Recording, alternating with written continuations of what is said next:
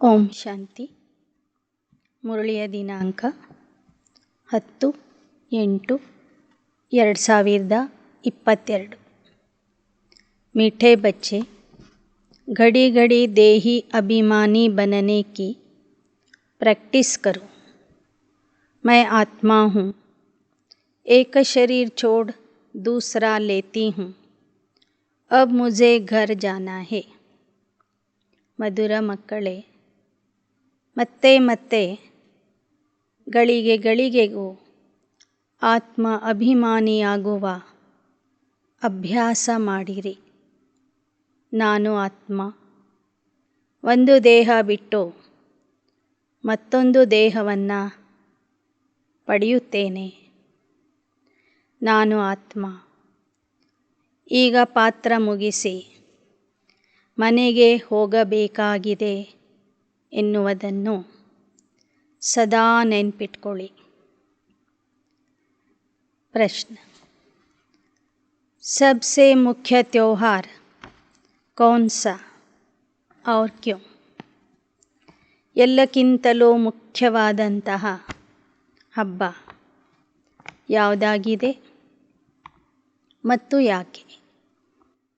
उत्तर: सबसे मुख्य त्योहार है रक्षाबंधन, क्योंकि बाप जब पवित्रता की राखी बांधते हैं तो भारत स्वर्ग बन जाता है.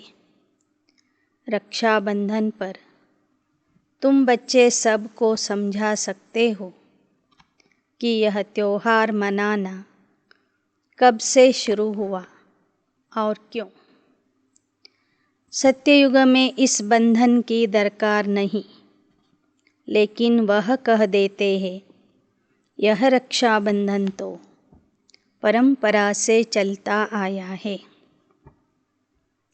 ಎಲ್ಲಕ್ಕಿಂತಲೂ ಮುಖ್ಯ ಉತ್ಸವ ಅಥವಾ ಹಬ್ಬ ಆಗಿದೆ ರಕ್ಷಾಬಂಧನದ ಹಬ್ಬ. ಸಂಗಮ ಯುಗದಲ್ಲಿ ತಂದೆ ಬಂದು ಪವಿತ್ರತೆಯ ರಾಖಿ ಕಟ್ಟಿದಾಗ ಈ ಭಾರತ ಸ್ವರ್ಗ ಆಗ್ತದೆ. ರಕ್ಷಾಬಂಧನದ ಸಂದರ್ಭದಲ್ಲಿ ನೀವು ಜನರಿಗೆ ತಿಳಿಸಬಹುದು ಈ ಹಬ್ಬ ಯಾವ ಸಮಯದಿಂದ ಆಚರಿಸ್ತಾ ಬಂದಿದ್ದಾರೆ, ಆದರೆ ಇದು ಪ್ರಾರಂಭ ಆಗಿರುವುದು ಯಾವ ಸಮಯದಿಂದ ಎಂಬುದನ್ನು ನೀವು ಜನರಿಗೆ ತಿಳಿಸಬಹುದು. ಸತ್ಯಯುಗದಲ್ಲಿ ರಕ್ಷಾಬಂಧನದ ಅವಶ್ಯಕತೆ ಇರೋದಿಲ್ಲ, ಆದರೆ ಜನ ಹೇಳ್ತಿದ್ದಾರೆ ರಕ್ಷಾಬಂಧನ ಪರಂಪರೆಯಿಂದ ನಡೆದು ಬಂದಿದೆ, ಸೃಷ್ಟಿಯ ಆದಿಯಿಂದ ನಡೆದು ಬಂದಿದೆ ಅಂತ ಜನ ಹೇಳ್ತಾರೆ. ಗೀತ್: जय जय अम्बे माँ. यह भक्ति मार्ग का गीत है. भक्ति में अनेक प्रकार का गायन होता है. जय जय अम्बे माँ, ನೀನೇ ಶಕ್ತಿ ದೇವತೆ ಎಂಬ ಈ ಹಾಡು ಭಕ್ತಿ ಮಾರ್ಗದ ಹಾಡಾಗಿದೆ. ಭಕ್ತಿ ಮಾರ್ಗದಲ್ಲಿ ಅನೇಕ ಪ್ರಕಾರದ गायन ಇದೆ. निराकार, आकार, साकार तीनों का होता है. ಭಕ್ತಿ ಮಾರ್ಗದಲ್ಲಿ ನಿರಾಕಾರ ಶಿವನ ಬಗ್ಗೆನೂ ಗಾಯನ ಇದೆ, ಮಹಿಮೆ ಇದೆ. ಆಕಾರಿ ದೇವತೆಗಳಾದಂತಹ ಬ್ರಹ್ಮ, ವಿಷ್ಣು, ಶಂಕರರ ಬಗ್ಗೆನೂ ಗಾಯನ ಇದೆ. ಹಾಗೂ ಸಾಕಾರಿ ದೇವತೆಗಳಾದಂತಹ ಲಕ್ಷ್ಮೀ, ನಾರಾಯಣ ಇತ್ಯಾದಿ ಸತ್ಯಯುಗದ ದೇವತೆಗಳ ಬಗ್ಗೆನೂ ಗಾಯನ ಇದೆ. ಜೊತೆ ಜೊತೆಗೆ ಸಂಗಮ ಯುಗದ ಶಿವಶಕ್ತಿಯರ ಬಗ್ಗೆನೂ ಭಕ್ತಿ ಮಾರ್ಗದಲ್ಲಿ ಗಾಯನ ಇದೆ. ಸರ್ವಕೋ ಸದ್ಗತಿ ದೇನೆ ವಾಲಾ ಏಕ್ ಹಿ है. उनके साथ जो सर्विस करने वाले हैं उन्हों की भी महिमा गाते. ವಾಸ್ತವಿಕವಾಗಿ ಸರ್ವರ ಸದ್ಗತಿ ದಾತ ಆಗಿರುವಂತಹ ಒಬ್ಬ ಪರಮಾತ್ಮನನ್ನೇ ಎಲ್ಲರೂ ಮಹಿಮೆ ಮಾಡಬೇಕು, ಗಾಯನ ಮಾಡಬೇಕು. ಆದರೆ ಸಂಗಮ ಯುಗದಲ್ಲಿ ಅವನ ಜೊತೆಗೆ ಸೇರಿ ಸೇವೆ ಮಾಡುವಂತಹ ಮಕ್ಕಳ ಬಗ್ಗೆಯೂ ಸಹ ಭಕ್ತಿಯಲ್ಲಿ ಗಾಯನ ಇದೆ, ಮಹಿಮೆ ಇದೆ. अब बाप कहते माम एकम याद करो. अभी हम सन्मुख नॉलेज लेते हैं. उस बाप की अव्यभिचारी याद रहनी चाहिए और कोई नाम रूप की याद नहीं आनी चाहिए. ಈಗ ತಂದೆ ಬಂದು ಹೇಳ್ತಾ ಇದ್ದಾರೆ, ಮಕ್ಕಳೇ ಮಾಮೇಕಂ ಯಾದ್ ಕರೋ. ನಾನು ಸನ್ಮುಖದಲ್ಲಿ ಬಂದು ನಿಮಗೆ ಜ್ಞಾನ ಕೊಡ್ತಿದ್ದೀನಿ, ಯೋಗ ಕಲಿಸ್ತಾ ಇದ್ದೀನಿ. ಈಗ ನೀವು ನನ್ನೊಬ್ಬನನ್ನೇ ನೆನಪು ಮಾಡಬೇಕು. ಇದು ಅವ್ಯಭಿಚಾರಿ ನೆನಪಾಗಿದೆ. ತಂದೆಯ ನೆನಪು ಮಾಡುವಾಗ ಅಲ್ಲಿ ಯಾವುದೇ ನಾಮ ರೂಪದ ನೆನಪು ಬರಬಾರದು. ಆತ್ಮ ತೋ ಸಬ್ ಹೈ. बाकी शरीर मिलने से शरीर के नाम बदलते जाते. आत्मा पर कोई नाम नहीं, शरीर पर नाम पड़ता. परंतु परमात्मा का नाम आत्मा पर है. ಇಲ್ಲಿ ಆತ್ಮಕ್ಕೆ ಹೆಸರು ಕೊಡೋದಿಲ್ಲ, ಹೆಸರು ಇಡೋದಿಲ್ಲ. ದೇಹ ಪಡ್ಕೊಂಡಾಗ ಆ ದೇಹಕ್ಕೆ ಒಂದು ಹೆಸರು ಇಡಲಾಗ್ತದೆ. ನಮ್ಮೆಲ್ಲರ ಹೆಸರು ನಮ್ಮ ದೇಹಕ್ಕೆ ಇಟ್ಟಿರುವಂತಹ ಹೆಸರಾಗಿದೆ. ಆದರೆ ಪರಮಾತ್ಮನ ಹೆಸರು ಅವನ ಆತ್ಮಕ್ಕೆ ಇಟ್ಟಿರುವಂತಹ ಹೆಸರಾಗಿದೆ. वह कभी शरीर धारण करता नहीं, इसलिए मेरा नाम रख गया है शिव. सभी के शरीर के नाम पढ़ते हैं, मेरा तो शरीर है नहीं. ಬಾಬಾ ಹೇಳ್ತಾರೆ, ನನಗೆ ದೇಹನೇ ಇಲ್ಲ ಅಂದರೆ ದೈಹಿಕವಾದ ಹೆಸರು ನನಗೆ ಇರೋದಿಲ್ಲ. ನನ್ನ ಹೆಸರಾಗಿದೆ ಸದಾಶಿವ ಅಂತ. नाम तो चाहिए, नहीं तो मैं भी आत्मा, तो फिर परमात्मा कौन है? मैं हूँ परम आत्मा, मेरा नाम है शिव. ನನಗೆ ಹೆಸರೇ ಇರಲಿಲ್ಲ ಅಂದರೆ ನನಗೆ ಒಂದು ಆತ್ಮ ಅಂತ ಕರಿಬೇಕಿತ್ತು. ಆಗ ನಿಮಗೂ ನನಗೂ ವ್ಯತ್ಯಾಸನೇ ಗುರುತಿಸಲಿಕ್ಕೆ ಆಗ್ತಿರಲಿಲ್ಲ.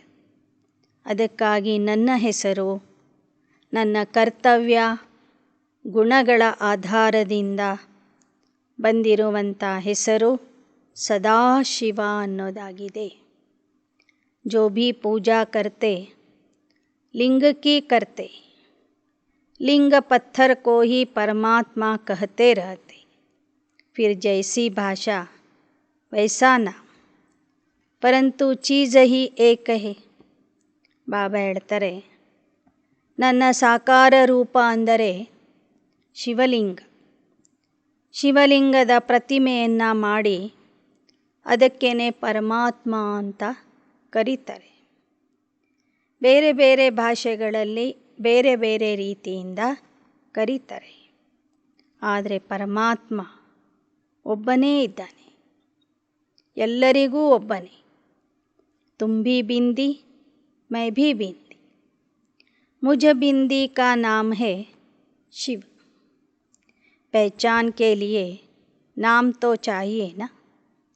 इस समय ब्रह्मा सरस्वती जो बड़े ते बड़े हैं, उनको भी सद्गति मिल रही है. ನೀವು ಹೇಗೆ ಆತ್ಮ ಬಿಂದು ಆಗಿದ್ದೀರಿ, ನಾನು ಬಿಂದು ಆಗಿದ್ದೀನಿ. ಆದರೆ ನನ್ನನ್ನು ಗುರುತಿಸುವುದಕ್ಕಾಗಿ ನನಗೆ ನೀವೆಲ್ಲರೂ ಸೇರಿ, ಭಕ್ತರೆಲ್ಲರೂ ಸೇರಿ ಒಂದು ಹೆಸರನ್ನು ಕೊಟ್ಟಿದ್ದೀರಿ. ಅದಾಗಿದೆ ಸದಾಶಿವ ಅನ್ನೋದು. ಹಾಗೆಯೇ ಪ್ರತಿಯೊಬ್ಬ ಮನುಷ್ಯನಿಗೂ ಗುರ್ತಿಸುವುದಕ್ಕಾಗಿ ಒಂದು ಹೆಸರು ಬೇಕಾಗ್ತದೆ. ಈ ಸಮಯದಲ್ಲಿ ಯಾರು ಮಹಾನ್ ಪುರುಷಾರ್ಥಿಗಳಿದ್ದಾರೆ, ಬ್ರಹ್ಮ ಸರಸ್ವತಿ, ಅವರಿಗೂ ಸದ್ಗತಿ ಕೊಡೋನು ಆ ಪರಮಾತ್ಮ ಒಬ್ಬನೇ. सदगति सभी आत्माओं को मिलनी है. सभी आत्माएं परम धाम में रहती फिर भी परमात्मा को अलग रखेंगे ना. सबको अपना अपना पार्ट मिला हुआ है. सारी रुद्रमाला का बीज रूप बाप है. ಎಲ್ಲ ಆತ್ಮರಿಗೂ ಸದ್ಗತಿ ಸಿಗ್ತದೆ. ಪರಮಾತ್ಮ ಎಲ್ಲರನ್ನೂ ಮನೆಗೆ ಕರ್ಕೊಂಡು ಹೋಗ್ತಾನೆ. ಎಲ್ಲರ ಪಾತ್ರ ಭಿನ್ನ ಭಿನ್ನವಾಗಿದೆ. ಇಡೀ ರುದ್ರಮಾಲೆಗೆ ಬೀಜರೂಪ ತಂದೆ ಆಗಿದ್ದಾರೆ. ಸಭಿ ಉನ್ಕೋ ಯಾದ್ ಕರ್ತೆ ಹೇ ಓ ಗಾಡ್ ಫಾದರ್. ಸಭಿ ಜಗಹ ಫಾದರ್ ಕೋ ಯಾದ್ ಕರ್ತೆ ಹೇ, ಮದರ್ ಕೋ ನೈ. ಎಲ್ಲ ಧರ್ಮದವರು ಅವನನ್ನು ನೆನಪು ಮಾಡ್ತಾರೆ, ಹೇ ಗಾಡ್ ಫಾದರ್ ಅಂತ ಕರೀತಾರೆ. ಎಲ್ಲರೂ ಅವನನ್ನು ತಂದೆಯ ರೂಪದಲ್ಲಿ ನೆನಪು ಮಾಡ್ತಾರೆ ವಿನಃ ತಾಯಿಯ ರೂಪದಲ್ಲಿ ಮಾಡೋದಿಲ್ಲ. यहाँ भारत में आकर पतितों को पावन बनाते. मदर भी एडॉप्टेड है. सरस्वती को भी बाप ने ब्रह्मा द्वारा एडॉप्ट किया और फिर इसमें प्रवेश किया. ಭಾರತದಲ್ಲಿ ತಂದೆ ಬಂದು ಪತಿತರನ್ನು ಪಾವನ ಮಾಡ್ತಾರೆ. ಮೊದಲು ಬ್ರಹ್ಮ ತಾಯಿಗೆ ಅಡಾಪ್ಟ್ ಮಾಡಿಕೊಳ್ತಾರೆ. ಅವರ ಮೂಲಕ ಸರಸ್ವತಿಗೂ ಅಡಾಪ್ಟ್ ಮಾಡಿಕೊಳ್ತಾರೆ. ಯಹ ಅಡಾಪ್ಷನ್ और प्रकार की है. ಥ್ರೂ ತೋ ಕೋಯಿ ಚಾಹಿಯೇನಾ. ಆ ಬ್ರಹ್ಮರವರ ಮೂಲಕ ನಮ್ಮನ್ನೆಲ್ಲ ತಮ್ಮ ದತ್ತು ಮಕ್ಕಳನ್ನಾಗಿ ಮಾಡ್ಕೋತಾರೆ. ಈ ಥರ ಅಡಾಪ್ಷನ್ ಮಾಡಿಕೊಳ್ಳಿಕ್ಕೆ ಮಧ್ಯದಲ್ಲಿ ಒಬ್ಬರು ಬೇಕಲ್ವ. कहते हैं इन द्वारा मैं नॉलेज सुनाता, इन द्वारा बच्चे अडॉप्ट करता, तो यह माता भी सिद्ध होती है. ಬಾಬಾನೇ ಸ್ವತಃ ಹೇಳ್ತಾರೆ, ನಾನು ಇವರ ಮೂಲಕ ನಿಮಗೆ ಜ್ಞಾನ ತಿಳಿಸ್ತೀನಿ. ಇವರ ಮೂಲಕನೇ ಮಕ್ಕಳನ್ನು ಅಡಾಪ್ಟ್ ಮಾಡ್ತೀನಿ. ಹೀಗಾಗಿ ಈ ಬ್ರಹ್ಮ ಬಾಬಾನೇ ನಿಮಗೆ ತಾಯಿಯಾಗಿದ್ದಾರೆ. प्रवृत्ति मार्ग है ना, परंतु है तो मेल, इसलिए मुख्य सरस्वती को माता के पद पर रखा जाता है. ಇದು ಪ್ರವೃತ್ತಿ ಮಾರ್ಗ ಆಗಿದೆ. ಬ್ರಹ್ಮ ಬಾಬನ ದೇಹ ಪುರುಷನ ದೇಹ ಆಗಿರುವ ಕಾರಣ ಸರಸ್ವತಿಗೆ ಯಜ್ಞದ ತಾಯಿಯ ರೂಪದಲ್ಲಿ ನೇಮಿಸಲಾಗಿದೆ. यह बड़े गुह्य राज समझने के. प्रजापिता है प्रजा को रचने वाला, इन द्वारा रचते. ऐसे नहीं सरस्वती द्वारा कोई अडॉप्ट करते. ಬಾಬಾ ಹೇಳ್ತಾರೆ, ಪ್ರಜಾಪಿತ ಬ್ರಹ್ಮನೇ ಪ್ರಜೆಗಳನ್ನು ರಚನೆ ಮಾಡುವಂಥವನು. ಆ ಬ್ರಹ್ಮರವರ ಮೂಲಕನೇ ನಾನು ಪ್ರಜೆಗಳನ್ನು ರಚನೆ ಮಾಡ್ತೀನಿ, ಮಕ್ಕಳನ್ನು ಅಡಾಪ್ಟ್ ಮಾಡ್ಕೋತೀನಿ. ಸರಸ್ವತಿಯವರ ಮೂಲಕ ಅಲ್ಲ. यह समझ की बात है. पहले पहले बाप का परिचय देना होता है. गाते हैं पतित पावन आओ. यह किसने कहा? आत्मा ने. क्योंकि आत्मा और शरीर दोनों ही पतित है. पहले तो अपने को आत्मा समझना है. ಎಲ್ಲರೂ ಹಾಡ್ತಾರೆ, ಹೇ ಪತಿತ ಪಾವನ ಬಾ ಅಂತ. ಯಾಕೆಂದರೆ ಆತ್ಮ ಮತ್ತು ದೇಹ ಎರಡೂ ಪತಿತ ಆಗಿದೆ.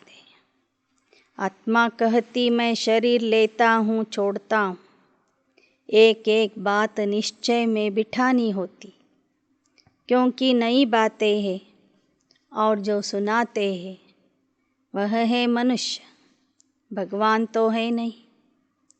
ನಾನು ಆತ್ಮ ಒಂದು ದೇಹ ಬಿಟ್ಟು ಇನ್ನೊಂದು ದೇಹ ಪಡ್ಕೊಳ್ತೀನಿ. ಆತ್ಮ ಮೊದಲು ಪಾವನ ಇದ್ದಿದ್ದು ಜನ್ಮ ಮರಣದ ಚಕ್ರದಲ್ಲಿ ಬಂದು ಪತಿತ ಆಗಿದೆ ಎಂಬ ಎಲ್ಲ ವಿಚಾರಗಳ ಬಗ್ಗೆ ನಮ್ಮಲ್ಲಿ ನಿಶ್ಚಯ ಇರಬೇಕು. ಇದನ್ನು ಪರಮಾತ್ಮ ಹೇಳ್ತಿದ್ದಾನೆ. ಹೊರಗೆ ಜ್ಞಾನ ಹೇಳೋರು, ಸತ್ಸಂಗ ಮಾಡೋರೆಲ್ಲ ಮನುಷ್ಯರು. भगवान तो है नहीं. जब कोई आते तो पहले पहले समझाओ आत्मा और शरीर दो चीज़ें, आत्मा विनाशी, शरीर विनाशी. पहले अपने को आत्मा समझो. मैं मैजिस्ट्रेट हूँ, यह किसने कहा? आत्मा इन ऑर्गन्स से कहती है. आत्मा जानती है मेरे शरीर का नाम भी है, पद भी है मैजिस्ट्रेट का. यह शरीर छोड़ने से मैजिस्ट्रेट पद और शरीर सब बदल जाएगा. पद भी दूसरा हो जाएगा, नाम रूप भी बदल जाएगा. तो पहले पहले आत्मा अभिमानी बनना है. मनुष्यों को आत्मा का ज्ञान भी नहीं. पहले आत्मा का ज्ञान देकर फिर समझाओ आत्मा का बाप तो परमात्मा है.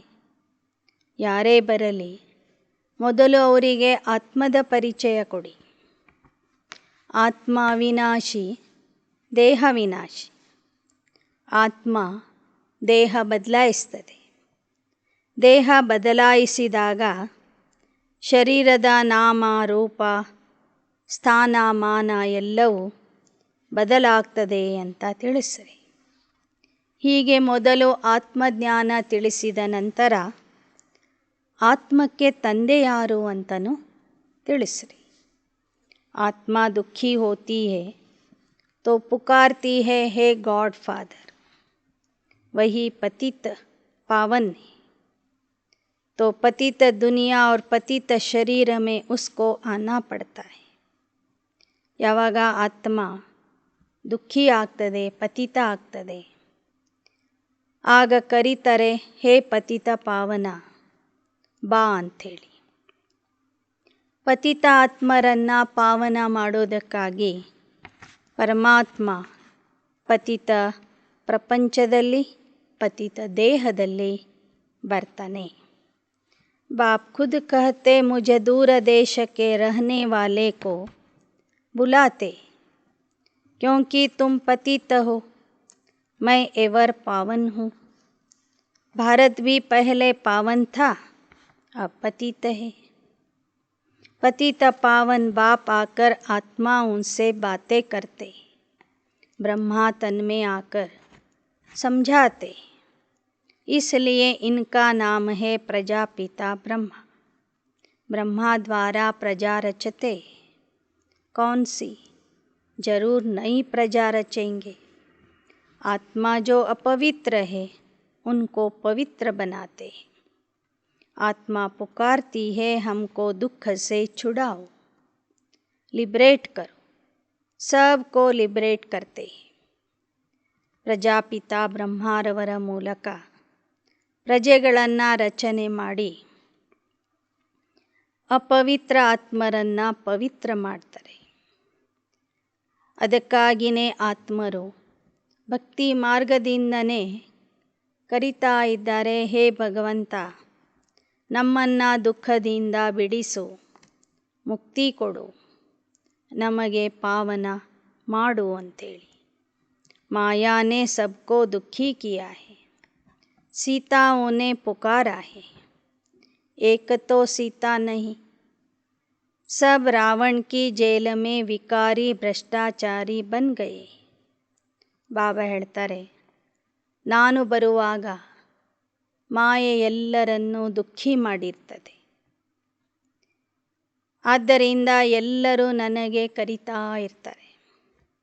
ಆತ್ಮ ಸೀತೆಯರು ನೀವು ನನಗೆ ಕರೆದಿದ್ದೀರಿ. ಯಾಕೆ ಅಂದರೆ ಎಲ್ಲರೂ ರಾವಣನ ವಿಕಾರಿ ಜೈಲಲ್ಲಿ ಬಂಧಿತಾಗಿದ್ದಾರೆ. ಹೈ ಹಿ ರಾವಣ ರಾಜ್ಯ, ರಾಮ ತೋ ಹೇ ನಿರಾಕಾರ. ರಾಮ್ ರಾಮ್ कहते एक को ही जपते, गॉड फादर शिव निराकार, उनको ऑर्गन्स चाहिए तो इन द्वारा समझाते. ರಾಮ ರಾಮ ಅಂತ ಜಪ ಮಾಡ್ತಾರೆ, ಆದರೆ ಅವನು ನಿರಾಕಾರ ರಾಮ ಅನ್ನೋದು ಯಾರಿಗೂ ಗೊತ್ತಿಲ್ಲ. ಆ ನಿರಾಕಾರ ತಂದೆಗೆ ಶಿಕ್ಷಣ ಕೊಡೋದಕ್ಕಾಗಿ ಒಂದು ದೇಹದ ಆಧಾರ ಬೇಕಾಗ್ತದೆ. ಅದಕ್ಕಾಗಿ ಇವರ ಮೂಲಕ ಮಕ್ಕಳಿಗೆಲ್ಲ ಶಿಕ್ಷಣ ಕೊಡ್ತಾರೆ, ಜ್ಞಾನ ಹೇಳ್ತಾರೆ. तुम आत्मा भी पतित हो तो शरीर भी पतित है, तुम ही श्याम और सुंदर बनते हो.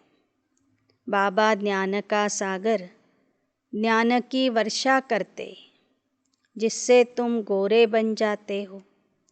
भारतवासी गोरे थे, फिर कामचिता पर चढ़ सांवरे वैश्य ಶೂದ್ರವಂಶಿ ಬನ್ ಪಡೆ. ಬಾಬಾ ಹೇಳ್ತಾರೆ, ನೀವೇ ಪತಿತ, ನೀವೇ ಪಾವನ ಆಗ್ತೀರಿ. ಅಂದರೆ ನೀವೇ ಶ್ಯಾಮ ಮತ್ತು ನೀವೇ ಸುಂದರ ಆಗ್ತೀರಿ.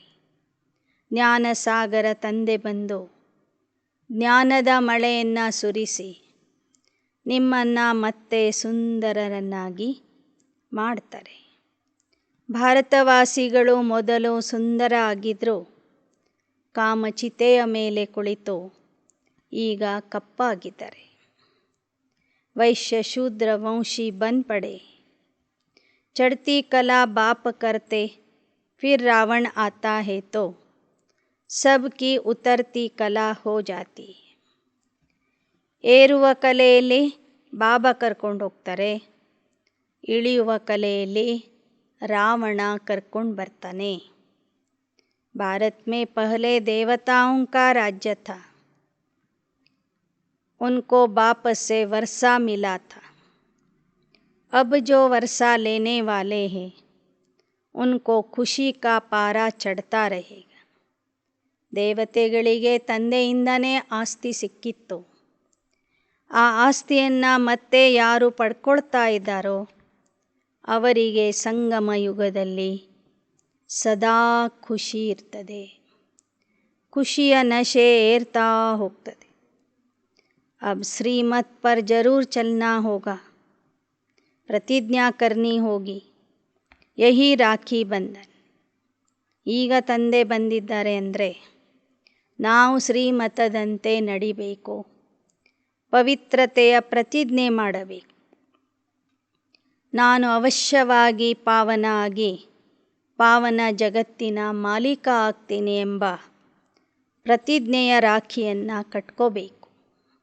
ಇದೇ ರಕ್ಷಾಬಂಧನ ಆಗಿದೆ. बच्चे प्रतिज्ञा करते हैं बाप से, यह कोई लौकिक देहधारी बाप नहीं है, यह निराकार है, इसमें प्रवेश किया है. कहते मुझे याद करो. भारत में ही प्योरिटी थी, कितनी पीस प्रॉस्पर्टी थी, और कोई धर्म वाला नहीं था. तुम कहेंगे बाबा हमको ऐसे समझाते हैं, तुम भी समझो. बाप को याद करने से विकर्म विनाश होंगे. पावन बनाने वाला एक ही बाप है.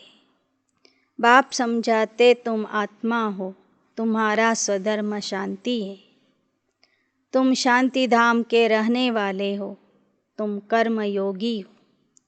साइलेंस में तुम कितना समय रहेंगे.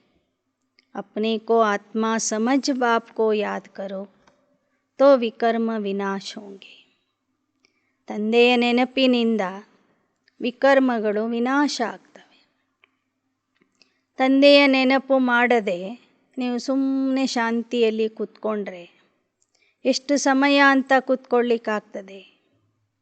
ಆದ್ದರಿಂದ ತಂದೆಯ ನೆನಪಿನಲ್ಲಿ ಇರುವ ಅಭ್ಯಾಸ ಮಾಡಿಕೊಡಿ. संगम पर हम पावन बन रहे.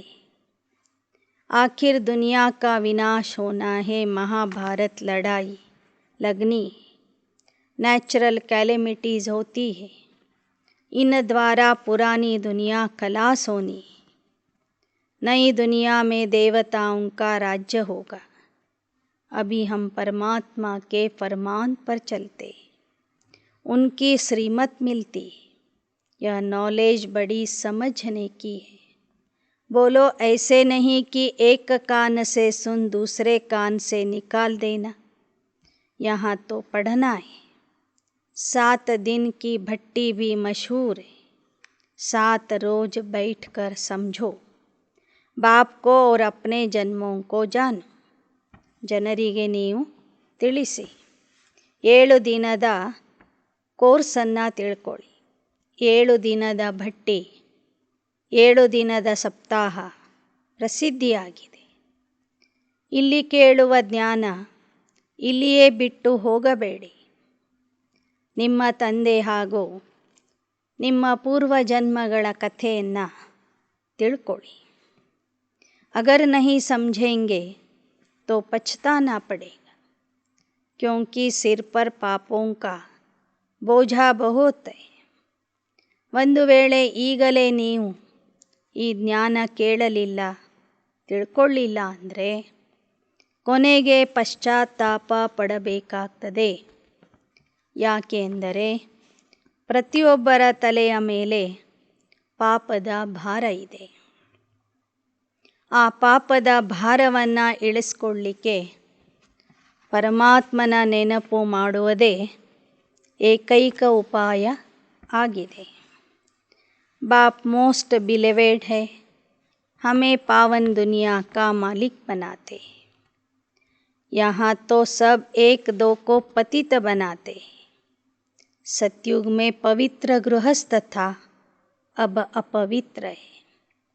स्वर्ग में चलना है तो पावन बनना है, तभी बेहद के बाप से वर्षा मिलेगा।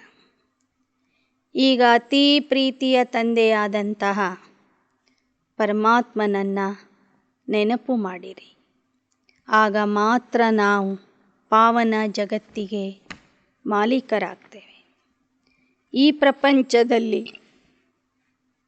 ಎಲ್ಲರೂ ಪರಸ್ಪರರಿಗೆ ಪತಿತ ಮಾಡ್ತಾ ಇದ್ದಾರೆ। ಪರಮಾತ್ಮ ಒಬ್ಬನೇ ಆತ್ಮರನ್ನು ಪಾವನ ಮಾಡ್ತಾನೆ। यह याद करो कि हम शांति धाम के वासी, फिर सुख धाम गए, अभी तो दुख धाम है, फिर जाना है शांति धाम, इसलिए देही अभिमानी बनना है। बाप कहते घर में रहते एक तो पवित्र बनो, दूसरा मुझे याद करो तो पाप नाश हो जाएंगे। याद नहीं करेंगे तो विकर्म कैसे विनाश होंगे, ರಾವಣ ರಾಜ್ಯ ಸೆ कैसे छूटेंगे। ಬಾಬಾ ಹೇಳ್ತಾರೆ, ನೀವು ಶಾಂತಿಧಾಮದ ನಿವಾಸಿಗಳು, ಮತ್ತೆ ಶಾಂತಿಧಾಮಕ್ಕೆ ಪವಿತ್ರ ಆಗಿ ಹೋಗಬೇಕಾಗಿದೆ। ಆದ್ದರಿಂದ ಮೊದಲು ನನ್ನನ್ನು ನೆನಪು ಮಾಡಿರಿ, ಪವಿತ್ರ ಆಗಿರಿ, ಆಗ ಮಾತ್ರ ವಿಕರ್ಮಗಳು ವಿನಾಶ ಆಗ್ತವೆ। ಈ ರಾವಣ ರಾಜ್ಯದಿಂದ ನಿಮಗೆ ಮುಕ್ತಿ ಸಿಗ್ತದೆ। यहाँ तो सब शोक वाटिका में, भारत आधा कल्प शोक वाटिका में, आधा कल्प अशोक वाटिका में रहता है। तुम अथॉरिटी से समझाने वाले हो तो भी रिस्पेक्ट से बोलना है कि तुम भल कहते हो हम गॉड फादर की संतान है, परंतु फादर का ज्ञान कहाँ है। ಭಾರತ ಅರ್ಧ ಕಲ್ಪ ಶೋಕವನ ಆಗಿರ್ತದೆ, ಅರ್ಧ ಕಲ್ಪ ಅಶೋಕವನ ಆಗಿರ್ತದೆ। ಈಗಂತೂ ಪ್ರಪಂಚನೇ ಶೋಕವನ ಆಗಿದೆ, ಪತಿತ ಆಗಿದೆ। ನೀವು ಅಧಿಕಾರದಿಂದ ಜ್ಞಾನ ಹೇಳಬಹುದು, ಅಷ್ಟೇ ಗೌರವ ಕೊಟ್ಟು ನಮ್ರತೆಯಿಂದ ನೀವು ಜನರಿಗೆ ತಿಳಿಸಬೇಕು। ಎಲ್ಲರೂ ಪರಮಾತ್ಮನಿಗೆ ತಂದೆ ಅಂತ ನೆನಪು ಮಾಡ್ತೀರಿ, ಆದರೆ ಆ ತಂದೆಯ ಪರಿಚಯ ಯಾರಿಗೂ ಇಲ್ಲ। ನಿಮಗೆ ತಂದೆಯ ಪರಿಚಯ ಇದೆಯೇ ಅಂತನೂ ಕೇಳಿರಿ। लौकिक बाप को तो जानते हो, परंतु पारलौकिक बाप जो इतना सुख देते हैं स्वर्ग का मालिक बनाते हैं, उनको तुम नहीं जानते हो. ಜನರಿಗೆ ಹೇಳಿರಿ. ನೋಡಿ, ಲೌಕಿಕ ತಂದೆಯ ಪರಿಚಯ ನಿಮಗೆ ಗೊತ್ತಿದೆ. ಆದರೆ ಪಾರಲೌಕಿಕ ತಂದೆ, ಯಾರು ನಿಮಗೆ ಅಪಾರ ಸುಖ ಕೊಡೋರಿದ್ದಾರೆ, ಸ್ವರ್ಗದ ಮಾಲೀಕ ಮಾಡೋರಿದ್ದಾರೆ, ಅವರನ್ನು ನೀವು ತಿಳ್ಕೊಂಡಿಲ್ಲ. भारत को जिसने स्वर्ग बनाया उसको तुम भूल गए, इसलिए यह हालत हुई. ಭಾರತವನ್ನು ಯಾರು ಸ್ವರ್ಗ ಮಾಡಿದ್ರೋ ಅವರನ್ನೇ ನೀವು ಮರ್ತಿದ್ದೀರಿ. ಅದಕ್ಕಾಗಿ ನಿಮ್ಮ ಅವಸ್ಥೆ ಸ್ಥಿತಿ ಈ ಥರ ಆಗಿದೆ ಅಂತ ತಿಳಿಸ್ರಿ. सभी भ्रष्टाचारी है क्योंकि विषय से पैदा होते. यह तो कोई भी समझ जाएगा, इसमें इंसल्ट की कोई बात नहीं है. समझाने दी जाती है रक्षाबंधन का महत्व क्या है. बाप कहते विकारों पर जीत पाकर मुझे याद करो, शांति धाम को याद करो, तो तुम वहाँ चले जाएंगे. ಈ ಪ್ರಪಂಚನೇ ಇವತ್ತು ಭ್ರಷ್ಟಾಚಾರಿ ಆಗಿದೆ ಅಂತ ನೀವು ಹೇಳಬಹುದು. ಆ ಥರ ಹೇಳೋದು ಅಂದರೆ ಜನರ ಅವಮಾನ ಮಾಡೋದು ಅಂತಲ್ಲ. ಈ ವಿಚಾರ ಎಲ್ಲರಿಗೂ ಗೊತ್ತಿದೆ. ಈ ಭ್ರಷ್ಟಾಚಾರಿ ಪ್ರಪಂಚದಲ್ಲಿ ಎಲ್ಲರೂ ಪಾಪದಿಂದ ಹುಟ್ಟುತ್ತಾ ಇದ್ದಾರೆ, ವಿಷದಿಂದ ಹುಟ್ಟುತ್ತಾ ಇದ್ದಾರೆ ಅನ್ನೋದು. ಆದ್ದರಿಂದ ಆ ರೀತಿಯಲ್ಲಿ ನೀವು ಹೇಳಿದ್ರೂ ಸಹ ಅವರಿಗೇನು ಅಪಮಾನ ಆಗೋದಿಲ್ಲ. ನಂತರ ನೀವು ರಕ್ಷಾಬಂಧನದ ಮಹತ್ವನೂ ತಿಳಿಸ್ರಿ. ಪರಮಾತ್ಮನ ಆದೇಶ ಆಗಿದೆ, ಮಕ್ಕಳೇ ವಿಕಾರಗಳನ್ನು ಜಯಿಸಿ ಸ್ವರ್ಗದ ಮಾಲೀಕ ಆಗ್ರಿ. बुद्धि में रहना चाहिए, हम सुख धाम में जाते हैं वाया शांति धाम. तो पहले देही अभिमानी बनना पड़े. बाप ने यह भी समझाया कि मनुष्य कुत्ता बिल्ली नहीं बनता है. ಬಾಬಾ ಹೇಳ್ತಾರೆ, ಎಲ್ಲರಿಗೂ ತಿಳಿಸ್ರಿ, ಎಷ್ಟೆಷ್ಟು ನಾವು ಆತ್ಮಾಗಿ ತಂದೆಯನ್ನು ನೆನಪು ಮಾಡ್ತೀವಿ, ಅಷ್ಟೇ ನಾವು ವಾಯಾ ಶಾಂತಿಧಾಮ ಸುಖಧಾಮಕ್ಕೆ ಹೋಗ್ತೀವಿ. ಬಾಬಾ ಆತ್ಮದ ಬಗ್ಗೆ ಈ ವಿಚಾರನೂ ತಿಳಿಸಿಕೊಟ್ಟಿದ್ದಾರೆ. ಮನುಷ್ಯರ್ಯಾರು ನಾಯಿ ಬೆಕ್ಕು ಆಗೋದಿಲ್ಲ ಅಂತ. ಆದರೆ ಭಕ್ತಿಯಲ್ಲಿ ಜನ ಆ ಥರ ತಿಳ್ಕೊಂಡಿದ್ರು. ಭಕ್ತಿ में कितने धक्के खाते थे. अभी बच्चे भाषण में समझाते रहो कि पतित पावन बाप को याद करो. सब सीताए शोक वाटिका में दिन प्रतिदिन शोक बढ़ता ही जाता है. जिन्होंने राज्य लिया वह भी समझते हैं बहुत दुख है. कितना माथा मारता रहते, एक को शांत कराते तो दूसरा खड़ा हो जाता. लड़ाई लगती ही रहती. ಜನರಿಗೆ ತಿಳಿಸಿ, ಇದು ಶೋಕವನ ಆಗಿದೆ. ಶೋಕವನದಲ್ಲಿ ಇರುವಂಥ ಎಲ್ಲ ಆತ್ಮಸೀತೆಯರು ಆ ನಿರಾಕಾರ ರಾಮನನ್ನು ನೆನಪು ಮಾಡಿರಿ. ಆಗ ನೀವು ಪಾವನ ಆಗುವಿರಿ. ಇವತ್ತಿನ ಪ್ರಪಂಚದಲ್ಲಿ ದುಃಖನೇ ದುಃಖ ತುಂಬಿದೆ. ಪರಸ್ಪರ ಯುದ್ಧ ಮಾಡ್ತಾ ಇದ್ದಾರೆ. ಒಬ್ಬರಿಗೆ ಶಾಂತಿಯಿಂದ ಇರಲಿಕ್ಕೆ ಹೇಳಿದಾಗ ಮತ್ತೊಬ್ಬರು ಆ ಯುದ್ಧವನ್ನು ಪ್ರಾರಂಭ ಮಾಡ್ತಾರೆ. ಶಾಂತಿ ಕೆ ಬದಲೆ और ही ಅಶಾಂತಿ ಹೋತಿ ಜಾತಿ. ಶಾಂತಿಯ ಬದಲಾಗಿ ಇನ್ನಿಷ್ಟು ಅಶಾಂತಿನೇ ಮಾಡ್ತಿದ್ದಾರೆ. यह राखी बंधन का त्योहार समझाना है, यह रिवाज किसने डाला. परमात्मा ने आकर पवित्रता की प्रतिज्ञा कराई. ರಕ್ಷಾಬಂಧನದ ಸಂದರ್ಭದಲ್ಲಿ ಅದರ ಮಹತ್ವವನ್ನು ತಿಳಿಸ್ರಿ. ಈ ರಕ್ಷಾಬಂಧನ ಪ್ರಾರಂಭ ಆಗುವುದು ಸಂಗಮ ಯುಗದಿಂದ. ಇಲ್ಲಿ ಪರಮಾತ್ಮನೇ ಬಂದು ಮಕ್ಕಳಿಗೆ ಪವಿತ್ರತೆಯ ಪ್ರತಿಜ್ಞೆ ಮಾಡಿಸ್ತಾನೆ, ಪವಿತ್ರತೆಯ ರಾಖಿ ಕಟ್ತಾನೆ. पूछो राखी कब से बांधते हैं, कहते अनादि कायदा है. अरे पावन दुनिया में थोड़े ही राखी बांधेंगे. ನೀವು ಜನರಿಗೆ ಕೇಳಿ, ಈ ರಾಖಿಯನ್ನು ಯಾವ ಸಮಯದಿಂದ ಕಟ್ತಾ ಬಂದಿದ್ದಾರೆ ಅಂತ. ಅವ್ರು ಹೇಳ್ತಾರೆ ಇದು ಅನಾದಿಯಾಗಿ ಬಂದಿದೆ ಅಂತ. ಆದರೆ ಬಾಬಾ ಹೇಳ್ತಾರೆ ಸತ್ಯಯುಗದಲ್ಲಿ ಈ ರಕ್ಷಾಬಂಧನ ಇರೋದಿಲ್ಲ. नरक में दुख है, स्वर्ग में दुख का नाम नहीं. भ्रष्टाचारियों को अल्पकाल का सुख मिलता, श्रेष्ठाचारियों को आधा कल्प सुख मिलता. यह जानते हो राखी उत्सव पास होगा, कहेंगे हू बहु कल्प पहले भी हुआ था. ಸ್ವರ್ಗದಲ್ಲಿ ರಕ್ಷಾಬಂಧನ ಇರೋದಿಲ್ಲ. ಯಾಕೆ ಅಂದರೆ ಅಲ್ಲಿ ದುಃಖನೇ ಇರೋದಿಲ್ಲ. ನರಕದಲ್ಲಿ ದುಃಖ ಇದೆ. ಆ ದುಃಖದಿಂದ ಮುಕ್ತಿಗಾಗಿ ಪರಮಾತ್ಮನ ಹತ್ತಿರ ರಕ್ಷಣೆಯನ್ನು ಕೇಳ್ತಾರೆ. ಭ್ರಷ್ಟಾಚಾರಿಗಳಿಗೆ ಅಲ್ಪಕಾಲದ ಸುಖ ಸಿಗ್ತದೆ, ಶ್ರೇಷ್ಠಾಚಾರಿಗಳಿಗೆ ಅರ್ಧಕಲ್ಪದ ಸುಖ ಸಿಗ್ತದೆ. ಅರ್ಧಕಲ್ಪದ ಸುಖ ಕೊಡೋದಕ್ಕಾಗಿಯೇ ಪರಮಾತ್ಮ ಬಂದಿದ್ದಾನೆ, ನಮ್ಮಿಂದ ಪವಿತ್ರತೆಯ ಪ್ರತಿಜ್ಞೆ ಮಾಡಿಸ್ತಾ ಇದ್ದಾನೆ.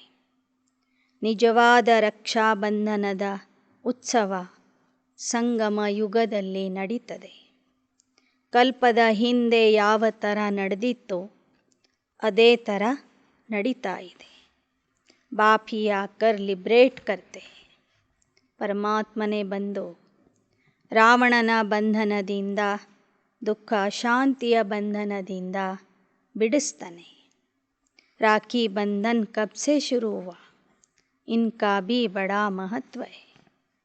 ತನ್ನ ರಕ್ಷಣೆಯ ಬಂಧನದಲ್ಲಿ ನಮ್ಮನ್ನು ಕಟ್ಟಿ ಹಾಕ್ತಾನೆ, ಪವಿತ್ರತೆಯ ಬಂಧನ ಕಟ್ತಾನೆ.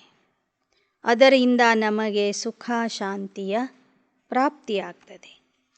ಈ ಥರ ರಕ್ಷಾಬಂಧನದ ಮಹತ್ವವನ್ನು ಜನರಿಗೆ ತಿಳಿಸಿರಿ. लिख देना चाहिए आकर समझो, कोई को भी समझाओ, कहाँ भी भाषण के लिए जगह दे. कांग्रेस वाले दुकानों पर खड़े होकर भाषण करते तो ढेर आ जाते हैं. ಬಾಬಾ ಹೇಳ್ತಾರೆ ಈ ರಕ್ಷಾಬಂಧನದ ರಹಸ್ಯ ಅಥವಾ ರಕ್ಷಾಬಂಧನದ ಮಹತ್ವ ಏನಿದೆ, ಇದನ್ನು ಯಾರ್ಯಾರು ನಿಮಗೆ ಅವಕಾಶ ಕೊಡ್ತಾರೆ, ಸ್ಥಳ ಕೊಡ್ತಾರೆ, ಅಲ್ಲಲ್ಲಿಗೆ ಹೋಗಿ ಭಾಷಣದ ಮೂಲಕ ಇದನ್ನು ತಿಳಿಸಿರಿ. ಹೇಗೆ ಕಾಂಗ್ರೆಸ್ ಪಕ್ಷದವರು ಸ್ವಾತಂತ್ರ್ಯದ ಹೋರಾಟದಲ್ಲಿ ಎಲ್ಲೆಲ್ಲಿ ಜಾಗ ಸಿಕ್ತಿತ್ತು ಅಲ್ಲಲ್ಲಿ ನಿಂತು, ಅಂಗಡಿಗಳಲ್ಲಿ ನಿಂತು ಭಾಷಣ ಮಾಡ್ತಿದ್ರು, ಹಾಗೆ ಸರ್ವಿಸ್ ಕೆ ಲಿಯೆ ಪುರುಷಾರ್ಥ ಕರ್ನಾ ಚಾಹಿಯೆ. ಜ್ಞಾನ ಹೇಳೋದಕ್ಕಾಗಿ ನಿಮ್ಮನ್ನು ಯಾರೇ ಕರೆದ್ರೂ ಸಹ ಅಲ್ಲಿಗೆ ಹೋಗಿ ನೀವು ಸಂದೇಶ ಕೊಡಿ, ರಕ್ಷಾಬಂಧನದ ಮಹತ್ವ ತಿಳಿಸ್ರಿ, ಪರಮಾತ್ಮನ ಪರಿಚಯ ಕೊಡಿ. अच्छा, मीठे मीठे सिकी लदे बच्चों प्रति मात पिता बाप दादा का याद प्यार और गुड मॉर्निंग. रूहानी बाप की रूहानी बच्चों को नमस्ते. रूहानी बच्चों की रूहानी बाप दादा को याद प्यार, गुड मॉर्निंग और नमस्ते नमस्ते नमस्ते. धारणेಗಾಗಿ मुख्यांशಗಳು. अथॉरिटी के साथ साथ बहुत रिस्पेक्ट से बात करनी है. सबको पतित से पावन बनाने की युक्ति बतानी. ಅಧಿಕಾರದಿಂದ ಮಾತನಾಡುವುದರ ಜೊತೆಗೆ ಅಷ್ಟೇ ಗೌರವದಿಂದ, ನಮ್ರತೆಯಿಂದ ಮಾತನಾಡಬೇಕು. ಎಲ್ಲರನ್ನೂ ಪತಿತರಿಂದ ಪಾವನ ಆಗುವ ಯುಕ್ತಿ ಹೇಳಬೇಕು.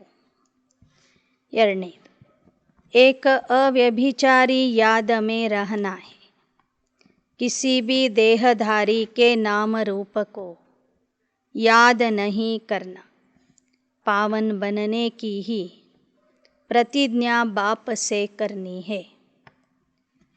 ಒಬ್ಬ ತಂದೆಯನ್ನೇ ನೆನಪು ಮಾಡಬೇಕು. ಅವ್ಯಭಿಚಾರಿ ನೆನಪಿನಲ್ಲಿ ಇರಬೇಕು. ಯಾವುದೇ ದೇಹಧಾರಿಯ ನಾಮ ರೂಪವನ್ನು ನೆನಪು ಮಾಡಬಾರದು. ಪಾವನ ಆಗುವ ಪ್ರತಿಜ್ಞೆ ತಂದೆಯ ಸನ್ಮುಖದಲ್ಲಿ ಮಾಡಬೇಕು. वरदान, हद की इच्छाओं का त्याग कर अच्छा बनने की विधि द्वारा सर्व प्राप्ति संपन्न भव. ಹದ್ದಿನ ಇಚ್ಛೆಗಳನ್ನು ತ್ಯಾಗ ಮಾಡಿ ಒಳ್ಳೆಯ ವ್ಯಕ್ತಿಯಾಗುವ, ಒಳ್ಳೆಯ ಪುರುಷಾರ್ಥಿಯಾಗುವ ವಿಧಾನದ ಮೂಲಕ ಸರ್ವ ಪ್ರಾಪ್ತಿ ಸಂಪನ್ನ ಆಗಿರಿ. जो हद की इच्छाएं रखते हैं उनकी इच्छाएं कभी पूरी नहीं होती. अच्छा बनने वालों की सभी शुभ इच्छाएं स्वतः पूरी हो जाती. दाता के बच्चों को कुछ भी मांगने की आवश्यकता नहीं. मांगने से कुछ भी मिलता नहीं. मांगना अर्थात इच्छा, बेहद की सेवा का संकल्प बिना हद की इच्छा के होगा तो अवश्य पूरा होगा. हद की इच्छा के बजाय अच्छा बनने की विधि अपना लो तो सर्व प्राप्तियों से संपन्न हो जाएंगे. ಯಾರಲ್ಲಿ ಹದ್ದಿನ ಇಚ್ಛೆಗಳು ಇರ್ತವೆ, ಲೌಕಿಕದ ಇಚ್ಛೆಗಳು ಇರ್ತವೆ, ಆ ಇಚ್ಛೆಗಳು ಯಾವತ್ತೂ ಪೂರ್ಣ ಆಗೋದಿಲ್ಲ.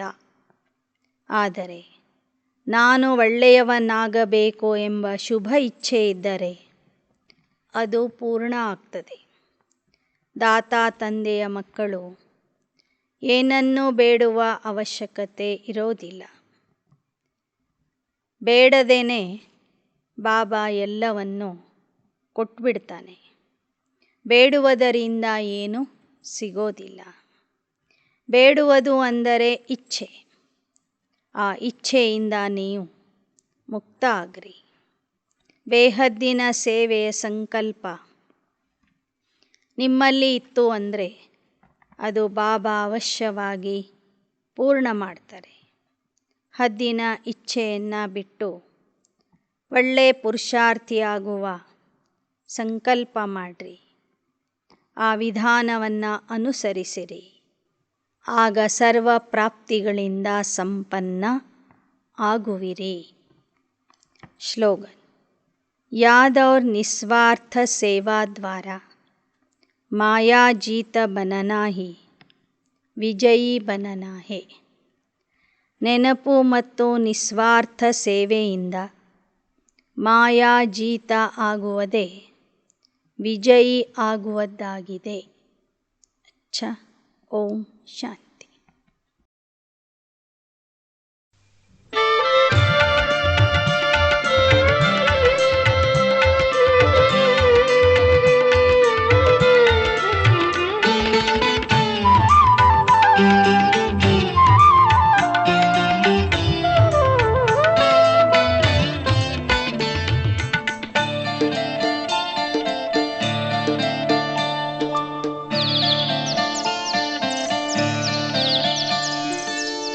ಹಾರುತ ಹಾರುತ ಮೇಲಕ್ಕೆ ಮೇಲಕ್ಕೆ ಮೂಲ ಮನೆಯನ್ನು ಸೇರೋಣ. ಜಡದ ಲೋಕದಿಂದ ದೂರಕ್ಕೆ ದೂರಕ್ಕೆ ಶಾಂತಿ ಧಾಮವ ತಲುಪೋಣ. ಹಾರುತ ಹಾರುತ ಮೇಲಕ್ಕೆ ಮೇಲಕ್ಕೆ ಮೂಲ ಮನೆಯನ್ನು ಸೇರೋಣ.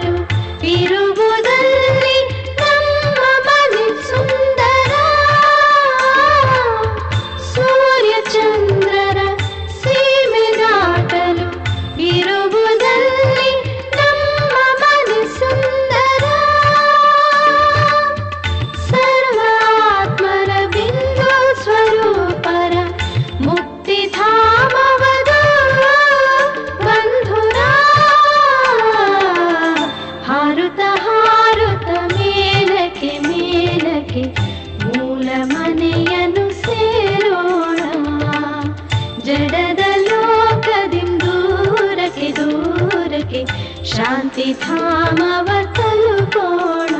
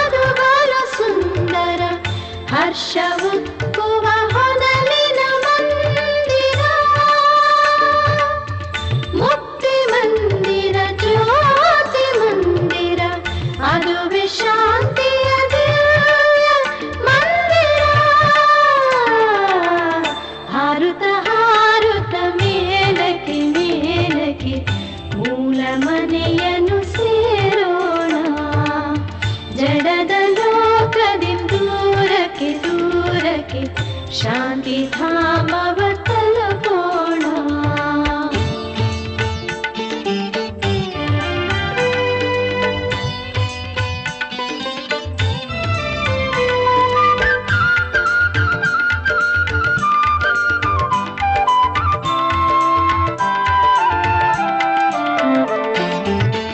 ಅಲ್ಲಿದೆ ಬೆಳಕು, ಶೀತಲ ಶಾಂತಿ, ತಂಪು ಸಂಪಿನ ಅಮೃತದ ಕಾಂತಿ. ಅಲ್ಲಿದೆ ಬೆಳಕು, ಶೀತಲ ಶಾಂತಿ, ತಂಪು ಸಂಪಿನ ಅಮೃತದ ಕಾಂತಿ. ಇರುವನು ಅಲ್ಲಿ ಆ ಶಿವ ತಂದೆ, ಕೊಡುವನು ಯಮಗೆ ಮುಕ್ತಿಯ ಹಿಂದೆ. ಹಾರುತ್ತ ಹಾರುತ್ತ ಮೇಲಕ್ಕೆ ಮೇಲಕ್ಕೆ ಮೂಲ ಮನೆಯನ್ನು ಸೇರೋಣ. ಜಡದ ಲೋಕದಿಂದ ದೂರಕ್ಕೆ ದೂರಕ್ಕೆ ಶಾಂತಿಧಾಮವ ತಲುಪೋಣ. ಶಾಂತಿಧಾಮವ ತಲುಪೋಣ.